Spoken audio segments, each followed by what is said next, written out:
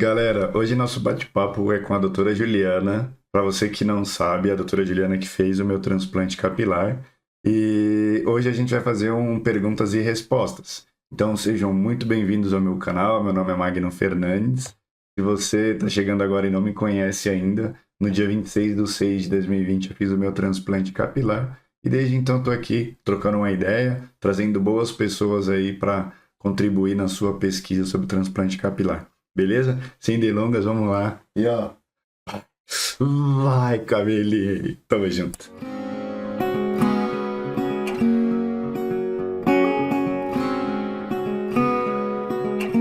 Doutora Juliana, um prazer enorme recebê-la aqui no canal. Muito obrigado pela disponibilidade. É um prazer imenso tê-la aqui. Tenho certeza que vai ser um vídeo incrível. E mais uma vez, muito obrigado. Não posso deixar de agradecer por esse belíssimo transplante capilar que me trouxe muita alegria, muita autoestima. Muito obrigado pela disponibilidade. Poxa, eu que agradeço, Mário. Estou muito feliz de estar aqui de novo. Estou feliz por te ver, assim, crescendo todo esse cabelo, tendo esse resultado. Acho que isso é o que mais importa, te ver feliz, te ver contente com a sua imagem. Isso é o que mais importa para mim. Muito obrigado mesmo. Esse é o intuito do canal, é poder levar isso para o máximo de pessoas, não só informação, mas também dizer que é possível, né? Que o transplante capilar ele muda muitas pessoas. Mas hoje o nosso bate-papo, doutor, ele é uma perguntas e respostas, né? A doutora abriu uma caixa de perguntas lá no Instagram, então, gente, já vou deixar o Instagram da doutora aqui, o meu também no primeiro comentário fixado e também na descrição do vídeo. Já sigam lá, porque tem informação todos os dias sobre transplante capilar. E aí nós vamos responder 25 perguntas, né, que fizeram para nós, tanto no YouTube quanto no Instagram da doutora. E para começar, eu gostaria de eu abrir aí, ter essa honra de fazer uma pergunta de que as pessoas sempre fazem para mim. Tá bom? Tá preparada? Podemos? Podemos. Vamos lá. Doutora, cabelo crespo, né? Qual que é a dificuldade do transplante e tem alguma contraindicação, assim, ou não existe a possibilidade de não fazer o transplante capilar para cabelo crespo? Então, Mário, no cabelo crespo, ele sempre traz um caso desafiador. Isso porque no FUE a gente não consegue saber como que a unidade se comporta para dentro do couro cabeludo. Então, o cabelo crespo tem uma particularidade que os fios eles não se encontram retinhos abaixo da pele. Muitas vezes eles fazem como se fosse uma curvatura, como se fosse uma vírgula, né? Então ele se dobra. E essa é a grande dificuldade de fazer a extração no cabelo crespo. O quanto que o punch pode penetrar na pele sem causar uma transecção.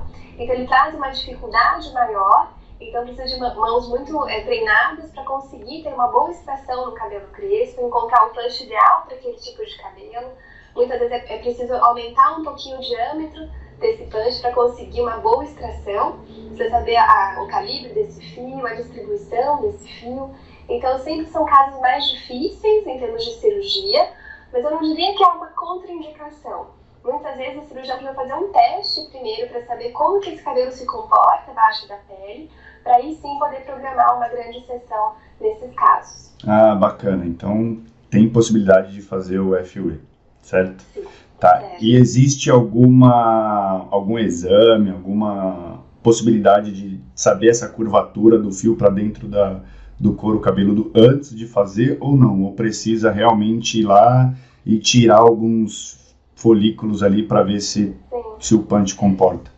O ideal seria fazer um teste antes, pode ser feito até mesmo no consultório, né, na clínica, para saber como que funciona esse fio, qual o calibre, qual tipo de punch vai precisar ser usado, qual a dificuldade nessa cirurgia, e assim ser feita toda a cirurgia. Ou então programar a cirurgia e no momento fazer toda essa programação de imediato.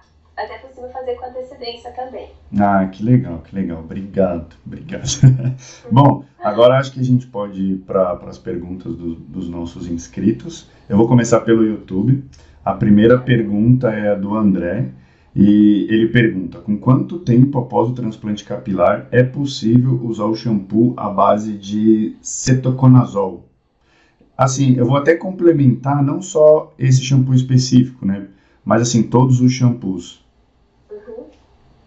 Na verdade, assim, eu sempre utilizo um shampoo neutro nos primeiros 15 dias, em média, quando ainda tem algumas croças que estão se formando e se desprendendo. Após esse período, eu já libero o uso de outros shampoos, mas o de cetoconazol, que é justamente um shampoo anti-oleosidade, né, de pacientes que têm bastante caspa, eu acabo liberando após 30 dias, que é quando eu tenho mais segurança para essa utilização. Tá bom, então após 30 dias e a cicatrização 100% está liberado para utilizar qualquer tipo de shampoo, certo? Sim, exato. Legal. E, inclusive, gente, eu fiz um vídeo recente falando sobre shampoos, vou deixar o link aí, se vocês quiserem assistir novamente, fiquem à vontade. Bom, vamos para a segunda pergunta, essa pergunta é do Manuel Veloso, e ele pergunta: o que fazer para aumentar o volume depois do transplante capilar? O uso de vitaminas resolve? Então, a vitamina, principalmente se o paciente tiver alguma deficiência, ela vai aumentar a nutrição desse fio, né, a qualidade desse fio. Se a gente for pensar em calibre de fio, isso sim vai ajudar, né? O que a gente precisa saber, assim, não vai aumentar a densidade, mas sim a qualidade do fio em relação às vitaminas. A não ser que o paciente tenha uma deficiência nutricional e precise suplementar. Né? Todas as vitaminas, o minoxidil, eles melhoram os fios que já existem no couro cabeludo e que estão nesse processo de queda. Então, até mesmo a finasterida, os fios que são miniaturizados, eles começam a retomar a sua força, né? E por isso sim que acaba dando mais volume no cabelo. Ah, bacana. E doutora, é possível fazer algum exame antes ali, o paciente, para ver quais são a falta de vitaminas ali para após o transplante capilar, a doutora tentar compensar de alguma forma? Sim, é possível fazer as dosagens e assim fazer uma reposição direcionada para aquelas que estão em baixo nível. E aí a doutora consegue segmentar bem ali qual que é o vitamínico melhor para ele tomar pós-transplante capilar, certo? Exatamente. Bacana, bacana. Bom, vamos para a terceira pergunta, que é do Felipe. E ele diz: tenho 29 anos e a calvície grau 3 leve. Se eu fizer o transplante capilar nesse momento, os outros folículos antigos que futuramente podem cair, mesmo após o transplante capilar, pode gerar algum desconforto estético? Se sim, não seria melhor esperar um pouco mais para implantar folículos novos nesses lugares que futuramente podem cair? Seguinte, Felipe, no seu caso, o que eu posso te dizer? A calvície, né, a alopecia androgenética, ela é uma condição progressiva. Ela é genética, então ela é contínua e ela vai levando ao afinamento dos fios e à queda dos fios. Então é muito importante, se você decidir pelo transplante, que você mantenha o tratamento, fazendo ou não o transplante, que você utilize as medicações para reduzir essa queda e que você consiga diminuir, então, não só a queda, como a progressão da calvície. Se você realizar o transplante nesse momento, é importante que você mantenha o tratamento e que o cirurgião também, já prevendo a queda dessas regiões, também aborde as bordas, né, da região onde será transplantada, prevendo então uma futura queda depois. Ah, legal, legal. Tá aí, Felipe. Ó. Então, doutor, vamos para a quarta pergunta, também que é do Manuel Veloso. E ele pergunta: quem faz o transplante capilar precisa tomar remédio para a vida toda? Essa é uma pergunta que me fazem muito, doutora, de verdade. Então, a calvície, ela é um problema genético. Então, é o que a gente carrega dentro de nós, né? Então, ela é progressiva e ela é constante. Então, a questão de usar as medicações seria no sentido de evitar a progressão, de evitar a queda, de tentar frear todo esse processo. Então, o ideal é que se use de forma contínua, para que assim a gente consiga manter os resultados que foram atingidos. Ah, bacana. Tá aí. Então, vamos lá. Ó. A quinta pergunta é do Lucas Pereira, e ele diz: eu fiz o transplante capilar já faz 3 meses e o resultado tá lento. O que fazer? Porque ainda está nessa fase, né? Assim, depois do que caem os fios, né? Depois de 20 dias, o primeiro mês, entra numa fase meio nebulosa, né? Os pacientes ficam muito ansiosos, existe uma carga emocional muito grande, porque além dos fios transplantados terem caído, ainda o cabelo está curto, né? Porque foi raspado para ser realizada a cirurgia. Então o paciente se sente numa condição como algo que nunca aconteceu, ele se sente mais calmo do que antes do procedimento. Então é muito comum ter essa ansiedade e ela vai durar até o início do crescimento dos fios, que é em média em torno do 4º mês. Alguns pacientes com 3 meses já começam a apresentar esse crescimento, alguns demoram um pouquinho mais, mas no geral com 3 meses e meio, os fios já começam a nascer e essa ansiedade vai baixando. Mas doutora, eu tento trazer muito esse tema dentro do canal, que ele é pouco falado, né, que é a ansiedade pós-transplante capilar. E eu tento falar para todo mundo, tranquilizar que, assim, galera, coloca teu mindset lá pro início do 4º mês para começar a ter algum resultado. Obviamente, cada corpo reage de uma forma, né, mas de pesquisa clínica, entendo eu que é a partir do 4º mês, né? Não, mas legal. Então, é importante o paciente ter isso em mente, até para não criar mais ansiedade, né? Sim. Ele perde os fios no início, então realmente cai a autoestima, né? O paciente fica muito preocupado com o que será, com que resultado que ele vai atingir, mas depois do 4º mês a mês vai crescendo mais fios, vai ganhando mais densidade, e assim ele vai retomando todo esse processo de novo. Isso aí. Então, Lucas, o que precisa fazer é esperar, seguir todas as orientações do seu médico, ter uma alimentação bacana, evitar álcool e esperar um pouquinho aí. Lembrando que o ciclo total do cabelo é de 12 meses, né? Então, isso pode acontecer no 4º ou 10. Mais pra frente. Isso, mais pra frente, tá bom? Às vezes a região da coroa, né, do vértex, demora um pouquinho mais também. É um pouco mais lento em relação à região frontal. Haja ansiedade. Bom, vamos lá. A nossa 6ª pergunta é do Leandro José. E ele pergunta: pode utilizar no transplante capilar folículos da barba para a área calva do cabelo?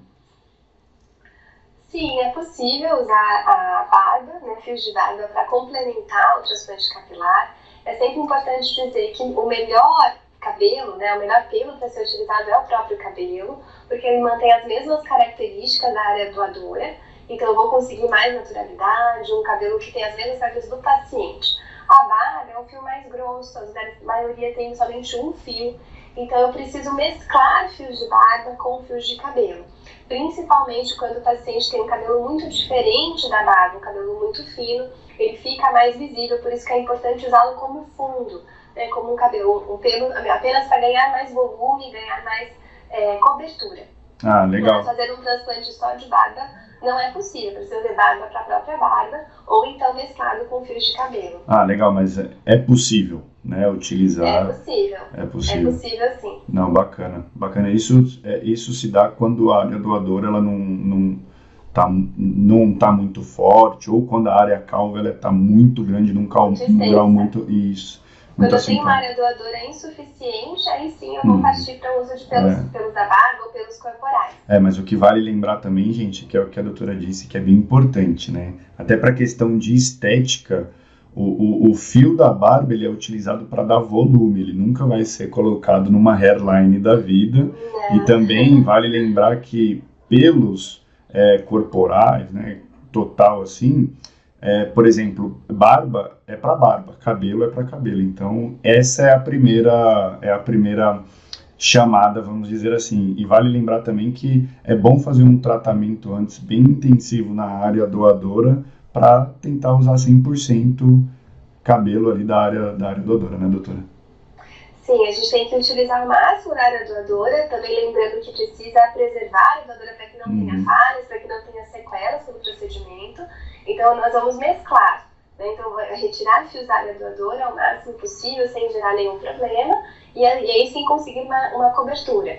Se faltar fios para a cobertura do paciente, aí sim, a gente parte para outras áreas, como barba, por exemplo. Não, show de bola. Então, vamos aí para a 7ª pergunta, é uma pergunta do Renê, e já está aí no Instagram, tá? Foi feita pelo Instagram.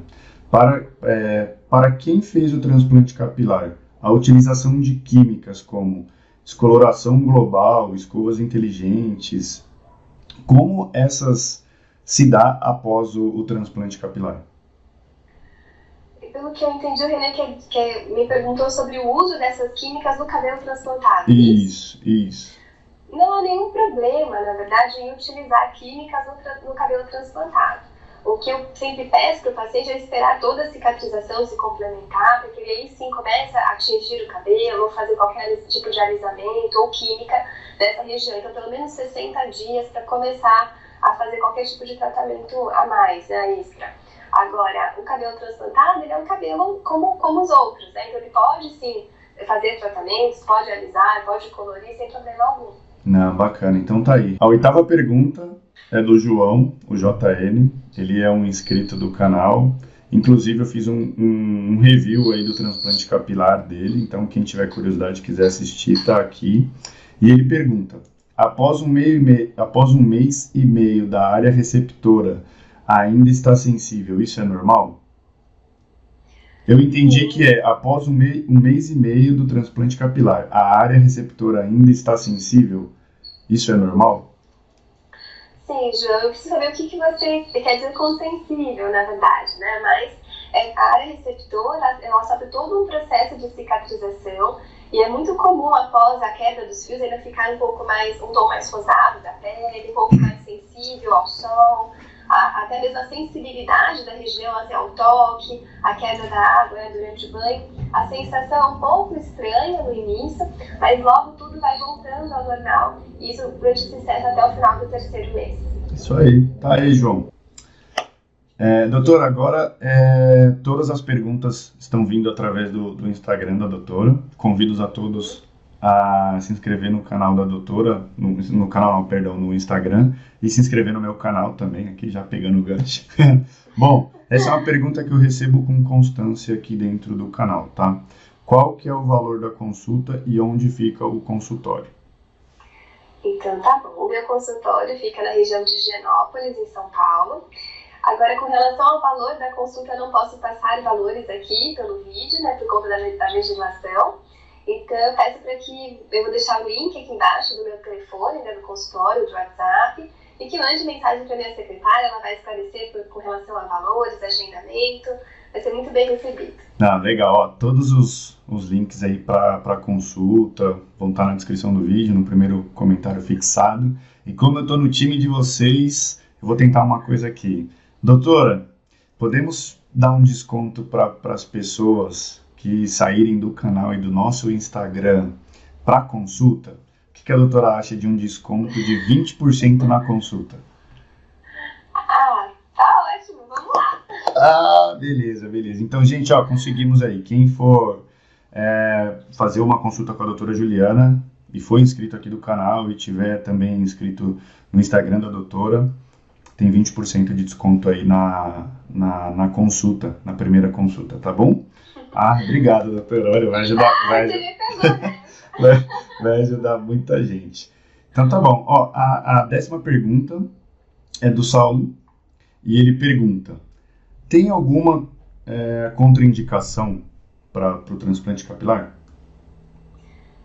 Então, Saulo, na verdade essa pergunta ela é um pouco complexa, assim, extensa. Normalmente não existe uma contraindicação formal para o transplante capilar. O que existem são alguns casos que não têm área doadora para poder fazer o transplante capilar ou alguma comorbidade, alguma doença prévia que impeça de fazer a cirurgia. Então é importante uma boa avaliação, saber se todas as outras doenças estão bem controladas, as medicações que utilizam, se não tem nenhuma interação com relação à anestesia, a todo o procedimento, para que tudo seja feito com muita segurança. A contraindicação maior, assim, pensando em tipos de calvície, são alguns tipos de calvície que, diferentemente da alopecia androgenética, que pode ser tratada com transplante, não pode, por exemplo, como a alopecia frontal fibrosante, que tem uma característica autoimune, ou uma alopecia areata, e que a gente precisa primeiro tratar a causa, como é que se diz? Reduzir a progressão primeiro, estabilizar o tipo de alopecia, para aí se pensar em tratamentos que realmente não são transplante capilar. Show de bola. Tá aí, Saulo. A outra pergunta, doutora, é do Gustavo, e ele pergunta: a foliculite pós-transplante capilar pode causar perda de folículo? Essa é uma boa pergunta.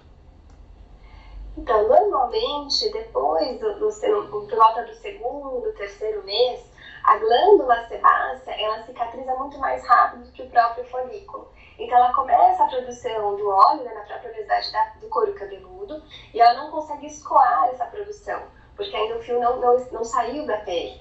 Então começa a formar um armazenamento de oleosidade e começa a formar então as foliculites.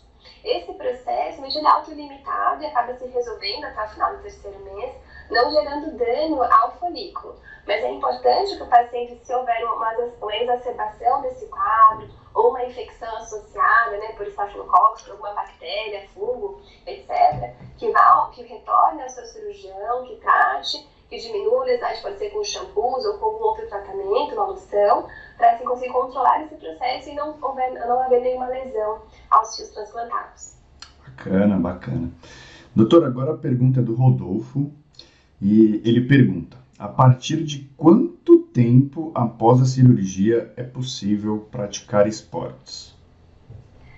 Então, Rodolfo, depende muito do tipo de esporte, né? Normalmente eu libero atividade física após o 15º dia, eu já libero para que o paciente faça caminhadas, retorne à academia.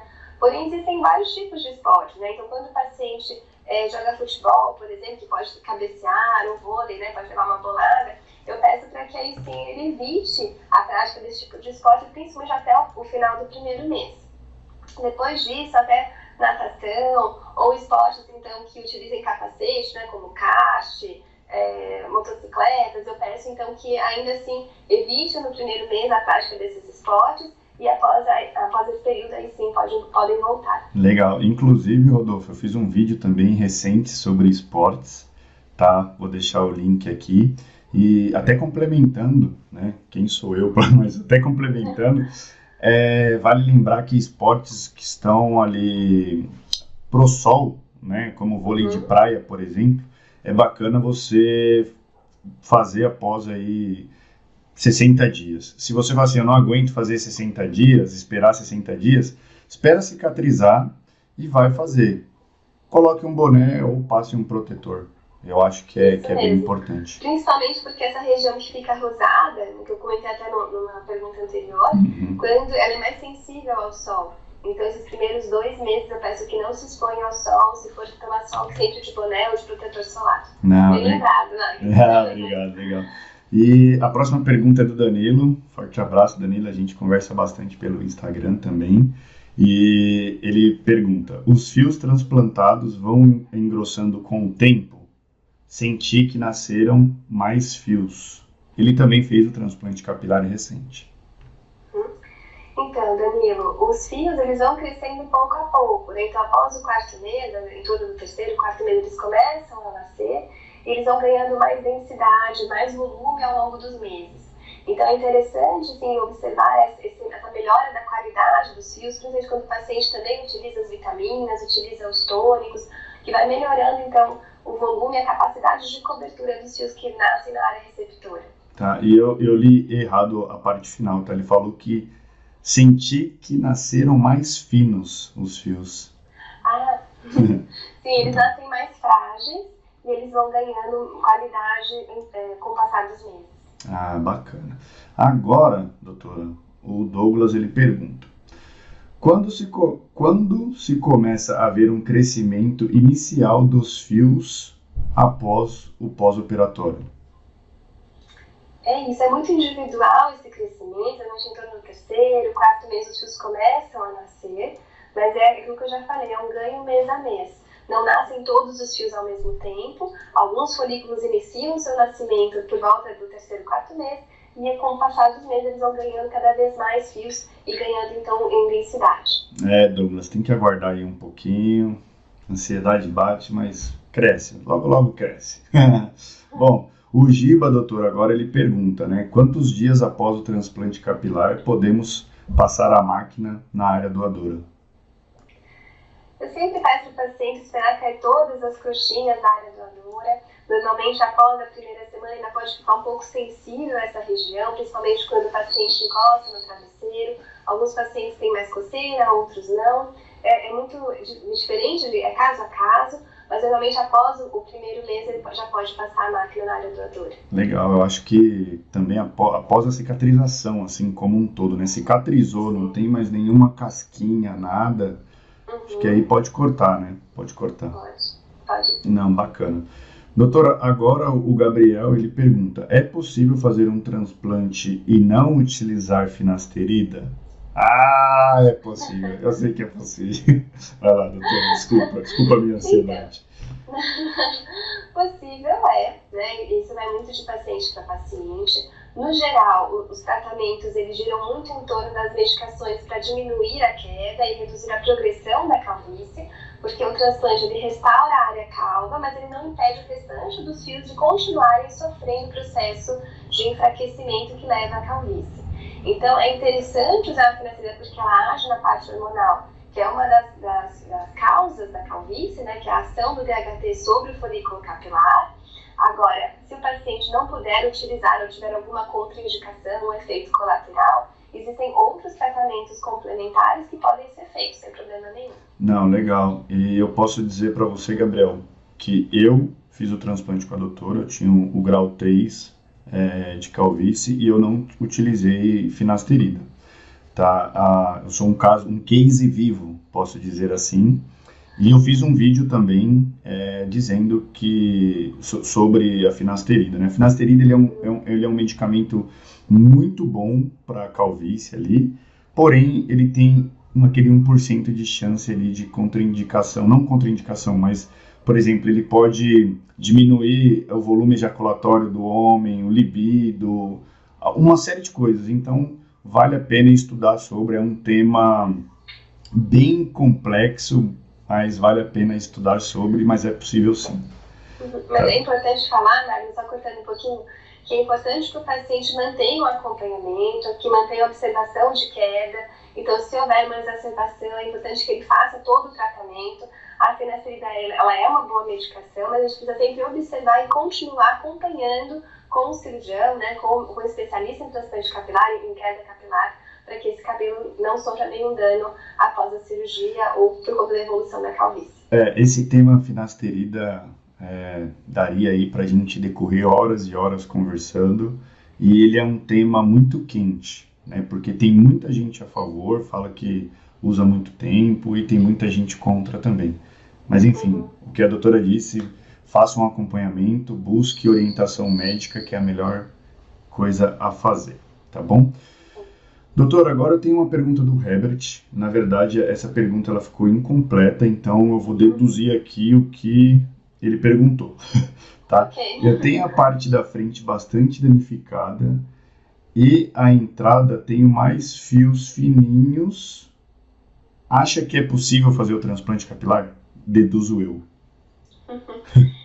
Então, quando o paciente vem sem tratamento algum, com fios finos, muitas vezes eu acabo primeiro prescrevendo um tratamento clínico para recuperar ao máximo a qualidade desses fios e posteriormente programo o transplante. Mas depende muito do caso, precisa avaliar a doadora desse paciente, ver o quanto que ele precisa de cobertura e avaliar toda a programação alinhada à expectativa que ele tem com relação ao resultado.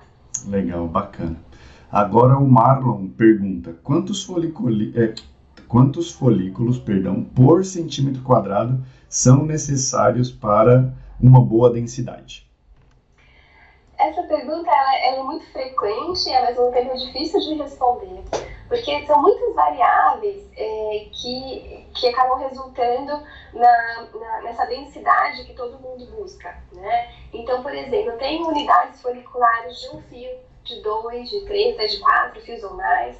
Eu tenho unidades de fios finos, tem pacientes que têm fios mais grossos, tem pessoas com cabelos lisos ou cabelos cacheados, então tudo isso impacta em relação à cobertura.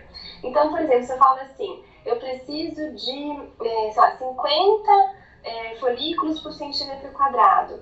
Se for em unidade de 2 fios, no total eu tenho 100 fios em 1 centímetro quadrado. Mas se fosse de 3, unidade de 3 fios, eu vou ter 150 fios em 1 centímetro quadrado.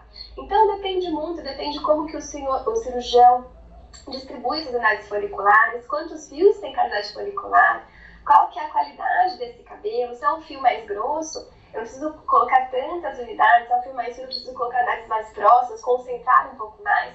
Então isso varia muito, depende muito do tipo de cabelo, de que região eu estou falando. Então se é uma hairline, eu preciso de naturalidade, então não é só densidade, é preciso que os fios eles tenham uma sequência para serem colocados. Então essa pergunta, ela sempre vem, eu sempre tento dizer exatamente isso, depende do tipo de cabelo, depende de quantos fios por unidade folicular. Normalmente eu não faço para incisões, eu acabo colocando os unidades foliculares através de um planter agulhado, então eu vou observando essa densidade durante a cirurgia e vou mesclando as unidades foliculares de 2, de 3 para conseguir o melhor resultado possível. Legal, tá aí. Eu também acho que depende muito de caso a caso, depois de toda essa explanação que a doutora fez. Bom, vamos lá. Mais uma pergunta do Marlon, e ele pergunta assim: tem a chance do cabelo transplantado não cair nos primeiros meses? Isso é o que todo mundo queria, né? Eu vejo que os pacientes querem muito. Eu até lembro de você, Magno, né? Quando chega assim, segunda semana, terceira semana, a vontade é que o cabelo já cresça direto daquela fase e não caia. Mas a verdade é que todo esse trauma que o fio foi submetido de ser retirado da área doadora, ser colocado na área receptora, faz com que a haste do fio se desprenda e que a raiz comece a formação de um novo fio por dentro do couro cabeludo. Então, normalmente, a maior parte desses fios caem, uma minoria, é muito baixo mesmo o percentual de fios que crescem direto, a maioria cai, depois dos 20 a 30 dias.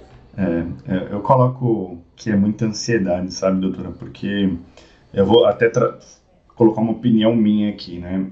Quando eu fiz o transplante capilar, eu queria ver o resultado no dia seguinte. E aí você vem de uma área calva, e nos 10 primeiros dias você já tem uma breve noção de como vai ficar, porque você vê sua hairline, você vê, e aquilo gera uma felicidade enorme. Aí depois começa a cair, e aí que vem a ansiedade de fato, né? Mas é um pouquinho complicado, Acho que a doutora já até respondeu essa próxima pergunta, que é do Marlon também, ele fez bastantes perguntas. Com quantos dias o cabelo começa a cair após o transplante capilar? Depende muito, mas em torno do 21º até o 30º dia, no total da terceira ou quarta semana, os fios começam a cair. Bacana. Então tá aí. Bom, o Ricardo, ele pergunta: outras pessoas notam que a pessoa fez o transplante, fica com cabelo de boneca? Então, antigamente, né, ou quando se fazia outras técnicas, poderia sim ter resultados artificiais, como cabelos de boneca, né, com tufos, unidades muito espaçadas, o que dava essa sensação. O transplante moderno, né, atual, nós fazemos as unidades foliculares uma a uma, então a distribuição, a colocação, a densidade que é feito fica muito natural e não fica com aspecto de cabelo de boneca. Legal. E aí eu vou dar um pitaco aqui também, que eu acho que vai muito do cirurgião, da mão do cirurgião, tá, Ricardo? Porque assim, o transplante capilar, ele é um transplante artesanal, né? Então, existe ali uma mão boa para direcionar o fio, uma mão firme, existe toda uma equipe por trás. Eu lembro que na minha cirurgia teve basicamente 8 pessoas ou 9 com anestesista, mas assim, existe todo um padrão de folículos para você separar e transplantar. Tudo isso dá essa naturalidade e faz com que o teu cabelo não fique um cabelo de boneca, né? Então, depende também muito do cirurgião. Eu costumo dizer que para as pessoas pesquisar bastante o médico que vai fazer, ver a especialidade, ver se ele é um especialista nessa área, porque tudo conta, né? Inclusive o cabelo aí ao passar dos anos, a naturalidade, tá? Sim, não é importante falar assim, que a cirurgia de transplante capilar é um procedimento médico. É importante buscar um especialista que seja graduado para realizar esse procedimento, que tenha uma equipe bem treinada, sintonizada, para que toda a cirurgia ocorra no momento certo, no tempo certo, e que todo o material, tudo seja utilizado com a maior segurança possível. Fica a dica. Vamos lá. A próxima pergunta é do Vadinho, e ele pergunta, acho que a gente já respondeu, vamos lá. Fiz um transplante faz 60 dias. Estou fazendo todo o pós-operatório certinho, mas a impressão que dá é que estou mais calvo, embora não diga que alguns resultados só vêm depois do terceiro mês. Minha dúvida, pode não vingar? Seria ansiedade? Essa é a questão mesmo que realmente gera muita ansiedade. Esse período do final do primeiro mês, o segundo mês totalmente, começo do terceiro mês, gera uma ansiedade muito grande mesmo. A sensação é de que você apresenta uma calvície maior do que você tinha antes do procedimento, mas eu quero que tenha esperança, calma. Esse momento vai passar e logo os fiozinhos já estão nascendo aí. Vadinho, eu falo pra você que é ansiedade. Eu passei por isso também. Vamos lá. O Gabriel, ele pergunta, doutor, já estamos chegando na reta final, faltam 3 perguntas. O Gabriel, ele pergunta, após o transplante capilar, quanto tempo posso usar o capacete? O capacete, eu peço sempre 30 dias. Isso tanto para capacete quanto para touca de natação, tudo que vai pressionar a cabeça, eu peço 30 dias de pós-operatório. Bacana, legal. O Bill pergunta, fiz o transplante capilar após 1 mês do Magno. O minoxidil tem deixado o cabelo muito ressecado. Vi na internet sobre uma fórmula sem álcool que possui tricossol. Existe essa possibilidade? A eficácia é a mesma? Sim, na verdade a base da solução de minoxidil ela pode ser feita em solução alcoólica e pode ser feita em solução de tricosol, que é como se fosse uma solução com base aquosa, né? Então pode ser feito, existe essa diferença e muitas vezes a sensação é diferente em relação à textura do cabelo e a absorção é a mesma. Bacana, legal, é tricosol, não é tricossol. Doutora, o César pergunta, as substâncias O2, capilar longa, hair activity, extrato glicólico, jaborandi e alcina tricogena são maléficas para o transplante capilar? Então, na verdade, todas essas medicações, elas agem aumentando o crescimento capilar, aumentando a espessura do fio, qualidade do fio. Então, elas não são maléficas para o transplante capilar, mas é importante que sejam prescritas por um profissional para que, sim, você utilize uma dosagem correta, da forma correta, para que não gere nenhum dano para o couro cabeludo. Legal, bacana. Doutora, acabou de chegar uma última pergunta aqui do Fábio, ele mandou aqui no YouTube, e aí eu vou ler para a doutora, tá? Boa tarde, Magno. Por favor, pergunte à doutora Juliana. Tenho 52 anos, não uso medicamentos e nem pretendo usar. Minha calvície é 3A. Preciso implantar cabelo na minha coroa. É seguro fazer na minha idade? A calvície já estabilizou nesta idade? Existe literatura que informa que após os 50 anos a eficiência dos medicamentos diminui. Então, Fábio, é possível sim fazer a cirurgia aos 52 anos, não tem contraindicação. A única questão é o seguinte, com relação à estabilização da calvície, tem que avaliar caso a caso. Normalmente, após os 50 anos, a progressão da calvície é muito menor em relação aos pacientes mais jovens que têm predisposição. Mas nesses casos, é importante avaliar se você está tendo progressão da queda, se essa queda está em atividade, e aí sim, estabilizando a queda, fazer a cirurgia. Não existe uma diminuição da ação dos medicamentos nessa idade. E sim, é preciso avaliar caso a caso, ver se você precisa inicialmente tratar para depois operar, ou se já pode fazer a cirurgia. Bacana, tá aí, Fábio. Bom, doutora, foram essas as perguntas. Muito obrigado pelo vídeo de hoje. Eu acho que esse vídeo aí ele vai ajudar bastante todo mundo, né, a responder. Eu super agradeço a doutora aqui no canal. Digo novamente que o canal está de porta aberta para a doutora, para qualquer pessoa também que queira falar sobre o transplante capilar.